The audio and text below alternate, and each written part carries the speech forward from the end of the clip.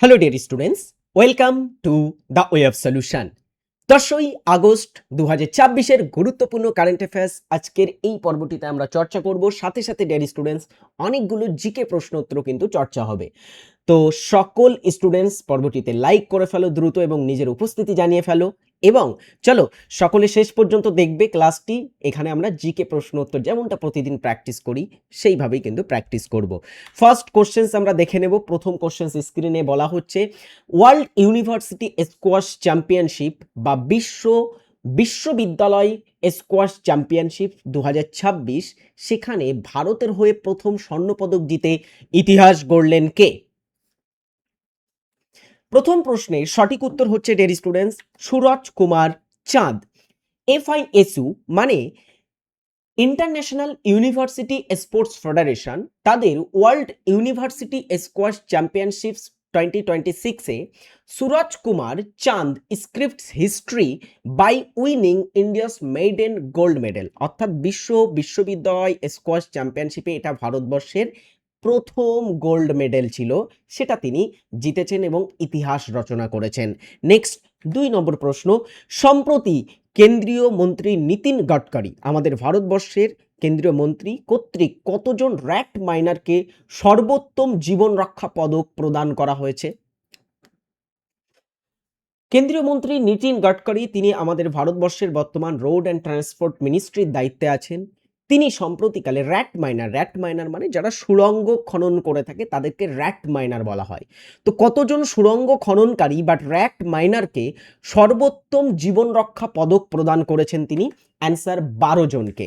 Union minister Shri Nitin Gadkari কনফার্টস সর্বোত্তম জীবন রক্ষা পদক অন 12 র্যাট মাইনার্স। দেখো ডিয়ার স্টুডেন্টস কেন তাদেরকে দেয়া হয়েছে। প্রথমে আমরা এখানে দেখে নেব যে 12 জনকে সর্বোত্তম জীবন রক্ষা পদক দেওয়া হয়েছে তারা কারা এবং তারা কেন জীবন রক্ষা পদক পেয়েছে। মূল ঘটনা হচ্ছে সিলকারা টার্নেল রেস্কিউ অপারেশন বলে একটা অপারেশন 2023 সালে উত্তরাখণ্ডে সিলকারা বলে একটা টার্নেল, সেখানে দুর্ঘটনা হয় এবং দুর্ঘটনায় প্রচুর কিন্তু তোমার হচ্ছে যারা সুড়ঙ্গ খননকারী তারা সেখানে আটকে পড়ে বা যারা ওয়ার্কার ছিল তারা সেখানে আটকে পড়ে এই টার্নেলের মধ্যে। এবং এই দুর্ঘটনার পর অত্যন্ত ঝুঁকিপূর্ণ পরিবেশে সুড়ঙ্গ খননকারী বা র্যাট মাইনাররা দিন রাত্রি পরিশ্রম করে তাদের অক্লান্ত প্রচেষ্টায় যে সমস্ত শ্রমিকরা আটকা পড়েছিল ওই টার্নেলের মধ্যে তাদেরকে রক্ষা করেছিল, তাদেরকে উদ্ধার করেছিল। আচ্ছা, এই যে অভিযান, সেই অভিযানের সময় সাহস এবং নিঃস্বার্থ সেবায় স্বীকৃতি স্বরূপ কেন্দ্রীয় সড়ক পরিবহন ও মহাসড়ক মন্ত্রী শ্রী নীতিন গডকরি 12 জন র্যাট মাইনারকে দিয়েছেন এই সর্বোত্তম জীবন রক্ষা পদক রিসেন্টলি এই আগস্ট মাসে। আচ্ছা, এটা দেয়া হয়েছে দিল্লি থেকে। আচ্ছা, অনুষ্ঠানে উপস্থিত ছিলেন সড়ক পরিবহন এবং মহাসড়কের প্রতিমন্ত্রী, মিনিস্ট্রি অফ স্টেট মহাসড়ক এবং পরিবহন মিনিস্ট্রির দায়িত্বে আছেন শ্রী হর্ষ মালহোত্রা, সড়ক পরিবহন এবং মহাসড়কের সচিব এবং NHIDCL এর ম্যানেজিং ডিরেক্টর এবং অন্যান্য ঊর্ধ্বতন কর্তৃপক্ষের সদস্য তারা উপস্থিত ছিলেন এবং 12 জনকে নীতিন গডকরি কেন্দ্রীয়, আবার বলছি, সড়ক এবং পরিবহন মন্ত্রী এই পুরস্কারটি প্রদান করেছেন। যে 12 জন এই পুরস্কারটি পেয়েছেন রিসিপিয়েন্টস ফ্রম সর্বোত্তম জীবন রক্ষা পদক আর ওয়াকিল হাসান, মুন্না, অঙ্কুর কুমার, মনু কুমার, দেবেন্দ্র, মোহাম্মদ রশিদ, ফিরোজ কুরেশি, যতীন কাশ্যপ, সৌরভ কাশ্যপ, মোহাম্মদ ইরশাদ, নাসিরুদ্দিন এবং নাসিম। এরা ডিয়ার স্টুডেন্টস 12 জন যাদেরকে পুরস্কারটি সম্প্রতি প্রদান করা হয়েছে। চলো আমরা নেক্সট কোশ্চেন্সে চলে আসি। 3 number question, Geological Survey of India ভারতের ভূতাত্ত্বিক জরিপ সংস্থা, সংক্ষেপে এটাকে আমরা GSI বলে থাকি। সেই GSI এর প্রথম মহিলা ডিরেক্টর জেনারেল হিসাবে কে দায়িত্ব গ্রহণ করেছেন সম্প্রতি এবং অবভিয়াসলি ইতিহাস গড়েছেন? জিওলজিক্যাল সার্ভে অফ ইন্ডিয়া ভারতবর্ষের ভূতাত্ত্বিক জরিপ সংস্থা।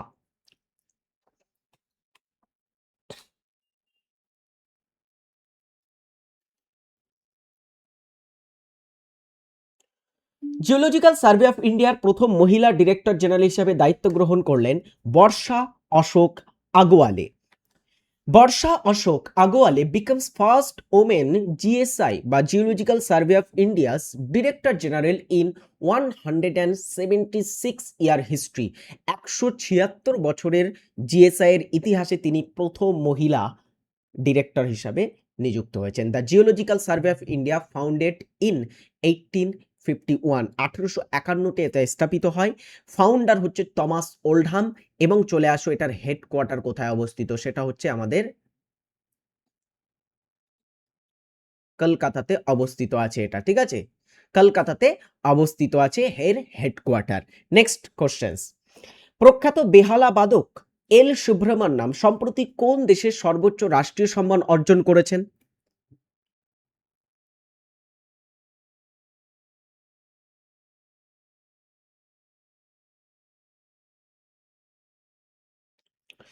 প্রখ্যাত বেহালাবাদক এল সুব্রহ্মণ্যম সম্প্রতি কোন দেশের সর্বোচ্চ রাষ্ট্রীয় সম্মান অর্জন করেছেন? সঠিক উত্তর, শ্রীলঙ্কার সর্বোচ্চ রাষ্ট্রীয় সম্মান তিনি অর্জন করেছেন। Renowned Indian violin maestro, sorry maestro, মাফ করবে, ম্যাস্ট্রো মিন্স হচ্ছে উস্তাদ, হ্যাঁ। হ্যাঁ। তো বিখ্যাত একজন ভায়োলিন উস্তাদ and Padma Vibhushan awardee L Subramaniam was conferred Sri Lanka's highest state honour Sri Lanka Mitra Vibhushana. সম্প্রতিকালে আমাদের ভারতবর্ষের বিখ্যাত একজন পণ্ডিত বা ওস্তাদ ভায়োলিন বাদক যার নাম এল সুব্রহ্মণ্যম, যিনি দক্ষিণ ভারতের কর্ণাটকী সঙ্গীতের সাথেও যুক্ত ছিলেন, অ্যান্ড পদ্মা বিভূষণ পেয়েছিলেন তিনি 2025 সালে, হ্যাঁ।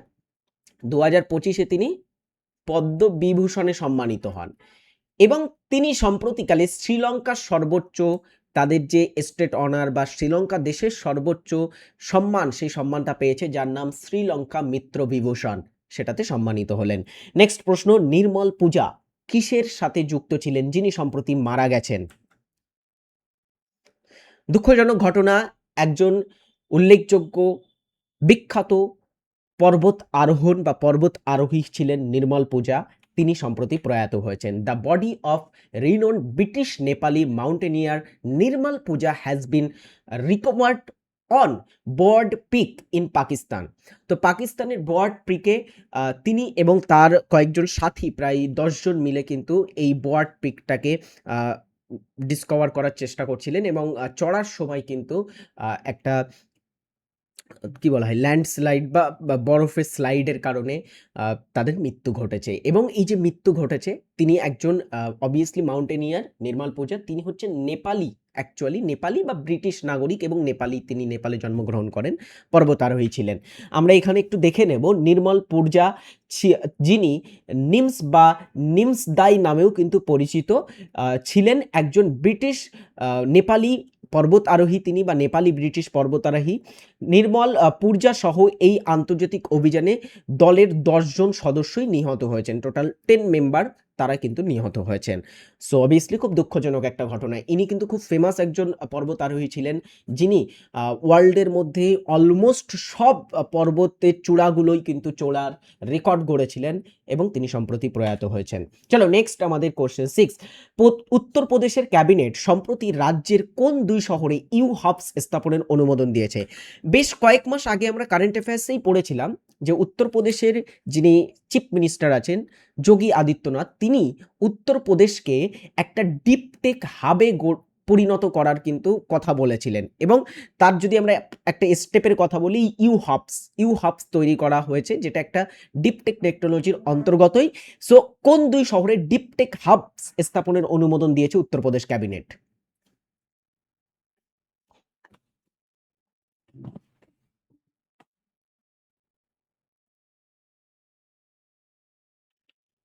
সঠিক উত্তর, উত্তরপ্রদেশের লখনৌ ও নয়ডা শহর।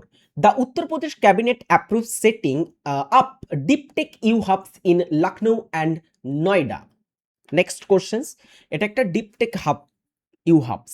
সম্প্রতি ভারতীয় নৌবাহিনীর deputy chief of naval staff হিসাবে কে দায়িত্ব গ্রহণ করেছেন?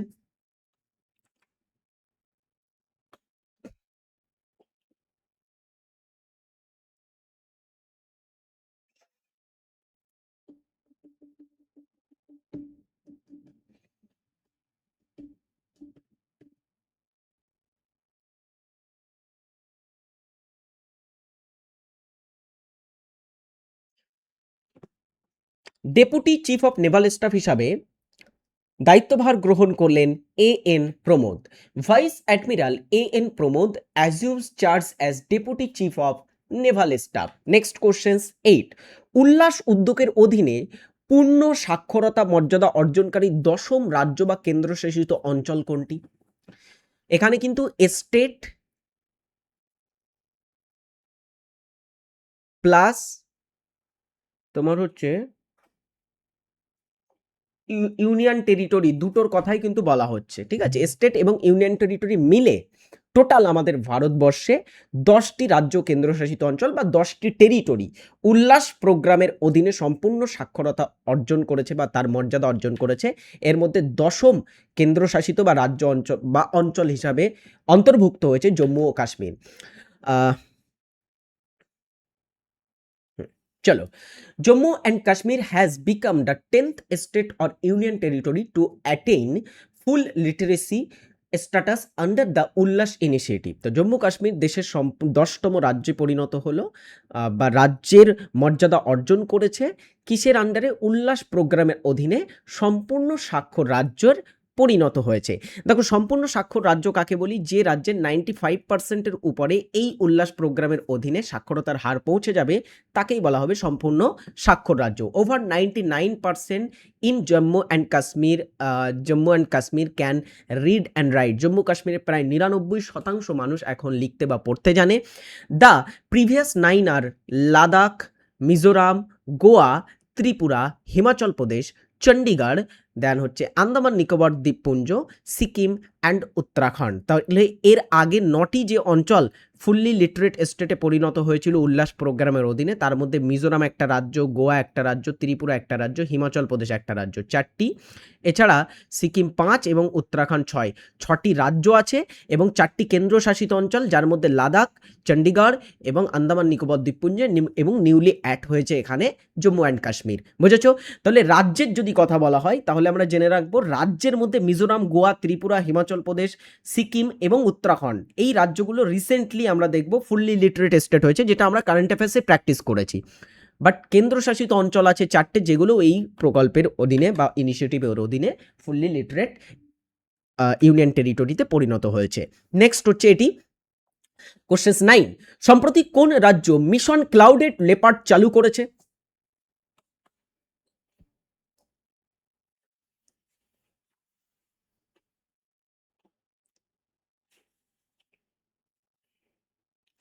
মিশন ক্লাউডেড লেপার্ড চালু করেছে Meghalaya. Meghalaya launches mission clouded leopard to protect it's state animal. তো মেঘালয়ের যে রাজ্য প্রাণী স্টেট অ্যানিমেল সেটা হচ্ছে ক্লাউডেড লেপার্ড। তো তারা তাদের রাজ্য প্রাণীর কনজারভেশন বাড়াতে, রাজ্য প্রাণী সংরক্ষণ করতে এই মিশনটা লঞ্চ করেছে রিসেন্টলি। Next question 10। আজকের আমাদের লাস্ট কারেন্ট অ্যাফেয়ার্স 46 বা 46তম ফিডে। ফিডে মিনস হচ্ছে দাবার যে গভর্নিং বডি তাকে বোঝাচ্ছে। তো ফিডে দাবা অলিম্পিয়াড কোন দেশে অনুষ্ঠিত হতে চলেছে?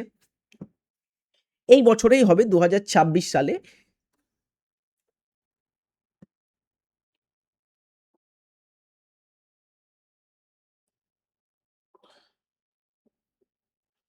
ছেচল্লিশতম ফিডে দাবা অলিম্পিয়াড অনুষ্ঠিত হতে চলেছে উজবেকিস্তানে।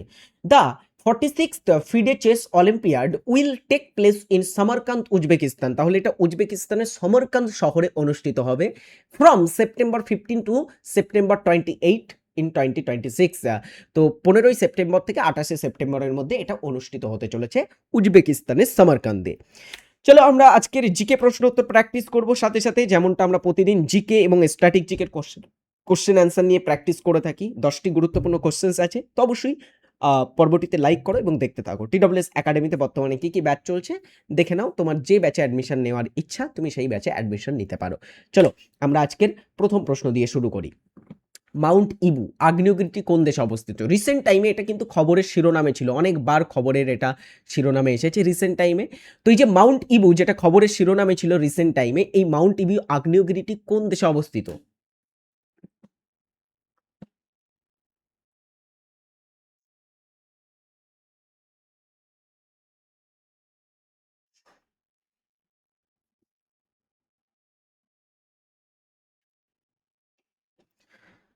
মাউন্ট ইবু বলে আগ্নেয়গিরিটি অবস্থিত ইন্দোনেশিয়াতে। দেখো, ইন্দোনেশিয়ার উত্তর মালুকু প্রদেশে অবস্থিত মাউন্ট ইবু, এটা এই কয়েক মাস আগেই 2026 সালে, এখানে আজ লেখা মানে কয়েক মাস আগের একটা ঘটনা, আমি নিউজ পেপার থেকে আর কি কপি করেছি এটা, তো এখানে আজ লেখা আছে, ঠিক আছে। যাই হোক, সেখানে অগ্নুৎপাত ঘটেছে, এর ফলে Centre for Volcanology and Geological Hazard Mitigation বিমান চলাচলের জন্য একটি সতর্কবার্তাও তখন জারি করে। পশ্চিম হাল হালমাহেরা রিজেন্সিতে অবস্থিত এই আগ্নেয়গিরি থেকে ছায়ের একটি কুণ্ডলী আকাশে প্রায় 3 কিলোমিটার উচ্চতা পর্যন্ত উঠে যায়, এর ফলে সৃষ্ট বাদামি রঙের মেঘপুঞ্জ আগ্নেয়গিরির উত্তর পশ্চিম দিকে সরে যেতে থাকে। যাই হোক, এখানে বলা হচ্ছে ইন্দোনেশিয়াতে 2026 সালে মাউন্ট ইবুতে একটা অগ্নুৎপাত ঘটেছিল, তার কারণে এটা খবরের শিরোনামে আসে। চলো ইন্দোনেশিয়ার আমরা আরেকটা আগ্নেয়গিরি সম্পর্কে জেনে নিই, সেটা হচ্ছে ক্রাকাতোয়া। ক্রাকাতোয়া আগ্নেয়গিরি কোথায় আছে? এটাও হচ্ছে ইন্দোনেশিয়াতে অবস্থিত। নিচের কোন গ্যাসের উপস্থিতিতে বা উপস্থিতির কারণে বায়ুতে পিতল বিবর্ণ হয়ে যায়? পিতলকে তুমি যদি বাইরে রেখে দাও তাহলে দেখবে তার উপরে একটু সবুজ সবুজ ছোপ পড়ে থাকে, এটা কেন পড়ে?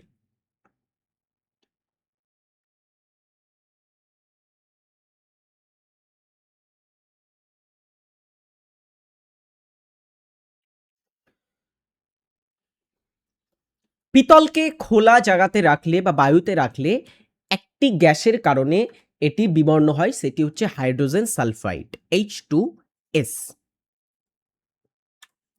মানুষের শরীরে কতগুলি হাড় থাকে? এখানে কিন্তু প্রাপ্তবয়স্ক মানুষের কথা বলা হচ্ছে।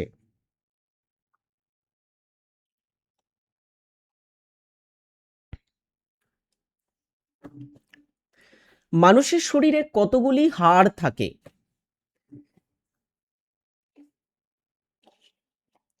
একজন প্রাপ্তবয়স্ক মানুষের শরীরে হাড় থাকে 206টি। গয়ায় অনুষ্ঠিত বার্ষিক কংগ্রেস অধিবেশন, যেটা 1922 সালে হয়েছিল, সেখানে সভাপতি কে ছিলেন?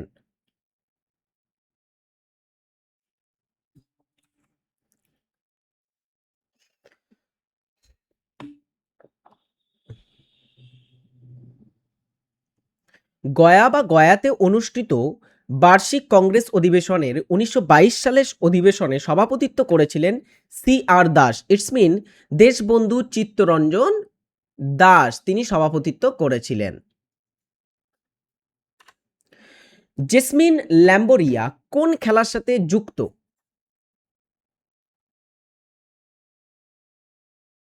এটা কারেন্ট অ্যাফেয়ার্সেই আমরা কিন্তু প্র্যাকটিস করেছি কয়েকদিন আগেই জেসমিন ল্যাম্বোরিয়ার নাম। জেসমিন ল্যাম্বোরিয়া কোন খেলার সাথে যুক্ত? তিনি যুক্ত হচ্ছেন বক্সিং খেলার সাথে। দেখো, মহিলাদের 57 কেজি বক্সিংয়ে স্বর্ণপদক জয় করায় প্রধানমন্ত্রী নরেন্দ্র মোদী জেসমিন ল্যাম্বোরিয়াকে অভিবাদন জানিয়েছিলেন। প্রধানমন্ত্রী শ্রী নরেন্দ্র মোদী গ্লাসগো কমনওয়েলথ গেমসে 2026-এ মহিলাদের 57 কেজি বিভাগে বক্সিং ইভেন্টে তিনি স্বর্ণপদক জেতেন জেসমিন লাম্বোরিয়া, তো সেখানে অভিবাদন জানায়, দুবার লেখা হয়েছে। যাই হোক, নেক্সট কোশ্চেন, বিশ্বের সবচেয়ে ছোট পাখি কোনটি? দ্য স্মলেস্ট বার্ড কোনটি?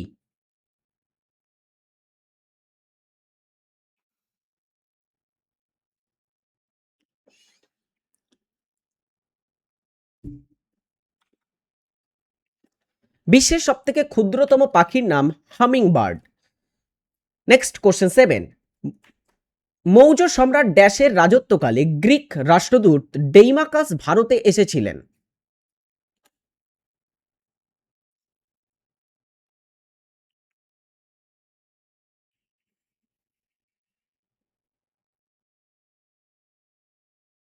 এক মিনিট, অ্যান্সার হচ্ছে বিন্দুসার। মৌর্য সম্রাট বিন্দুসারের রাজত্বকালে ডেইমাকাস ভারতে আসেন। ডেইমাকাস একজন গ্রিক দূত ছিলেন। আর তার আগে চন্দ্রগুপ্ত মৌর্যের সময়ে তিনিও একজন তো গ্রিক, তার সময় গ্রিক একজন রাষ্ট্রদূত এসেছিলেন যার নাম হচ্ছে মেগাস্থিনিস।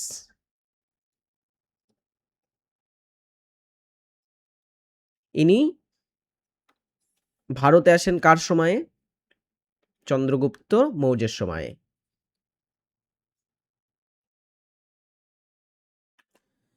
রক্ত জমাট বাঁধতে কোন ভিটামিন সাহায্য করে?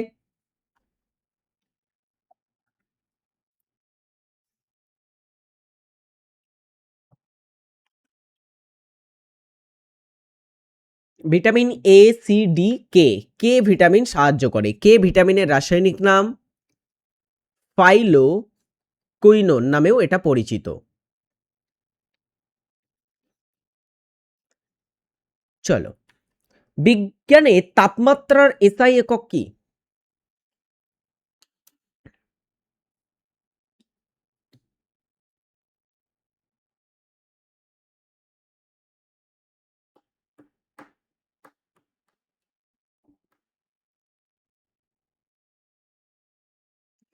বিজ্ঞানে তাপমাত্রা মাপার এসআই একক কেলভিন।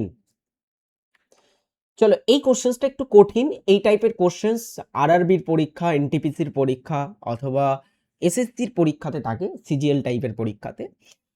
ভিখোল্লা লাদক্কা দিন্ডা কোন বাদ্যযন্ত্র বাজানোর এক অনন্য ওস্তাদ?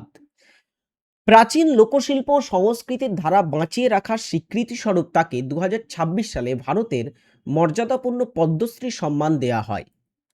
চলো, এটা আমার একটা দারুণ কোশ্চেন্স, এটা বানিয়েছি। ইম্পর্টেন্ট কোশ্চেন্স, এসএসসি সিজিএল এরকম কোশ্চেন্স থাকে, বুঝেছো? এটা বানানো কোশ্চেন্স। এটা আসতে পারে এই বছর 2026-এ, যেহেতু পদ্মশ্রী পেয়েছে, তো এই টাইপের কোশ্চেন্স কিন্তু আসবে। 2026-এ কে কি পদ্মশ্রী পেয়েছে এটা একটু জেনে রাখবে।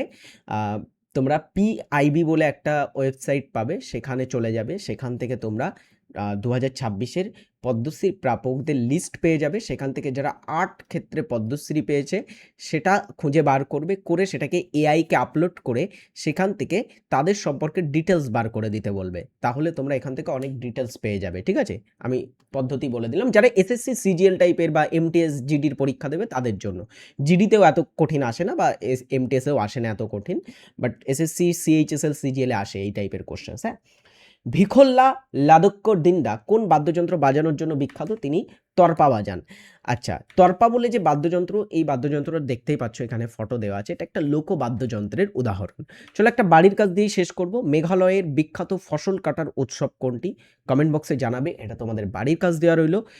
নেক্সট পর্বে তোমাদের সাথে আমরা গুরুত্বপূর্ণ আরও কিছু কারেন্ট অ্যাফেয়ার্স নিয়ে চর্চা করব। ততক্ষণের জন্য ভালো থাকবে, সুস্থ থাকবে এবং ক্লাসটি শেষ পর্যন্ত দেখার জন্য ধন্যবাদ সকলকে। Tata, take care.